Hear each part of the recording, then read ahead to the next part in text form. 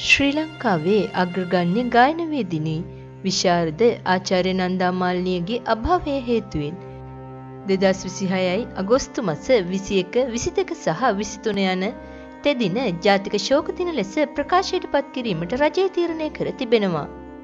ඇගේ අවසන් කටයුතු සිදු කිරීමට නියමිත හෙට දිනයද ඊට ඇතුළත්. ඒ අනුව එම දිනවලදී සියලුම රාජ්‍ය ආයතනවල ජාතික කොඩිය අඩකුම් කර තැබීමට කටයුතු කරන ලෙස රාජ්‍ය පරිපාලන පළාත් සභා සහ පළාත් පාලන අමාත්‍යාංශය විසින් දැනුම් දීමක් කර තිබෙනවා. මහාචාර්ය සුනිල් ආරියරත්න මහතා සඳහන් කළ පරිදි අභාවප්‍රාප්ත ප්‍රවීණ සංගීතවේදිනියගේ දේහය අද උදෑසන 10 සිට මහජන ගෞරවය සඳහා තැන්පත් කර තැබීමට සියලු කටයුතු සූදානම් කර තිබෙනවා. නාවල විජයබා මාවතේ පිහිටි ඇගේ නිවසේදී ජනතාවට ඇයට අවසන් ගෞරව දැක්වීමේ අවස්ථාව හිමි කර දී තිබෙනවා. සෙනසුරාදා එනම් හෙට දින පස්වරු 3:30ට ආගමික වතාවත් ඉටු කිරීමෙන් අනතුරුව දේහය බොරැල්ල පොදු සුසාන භූමිය වෙත රැගෙන යාමට නියමිතව තිබෙනවා.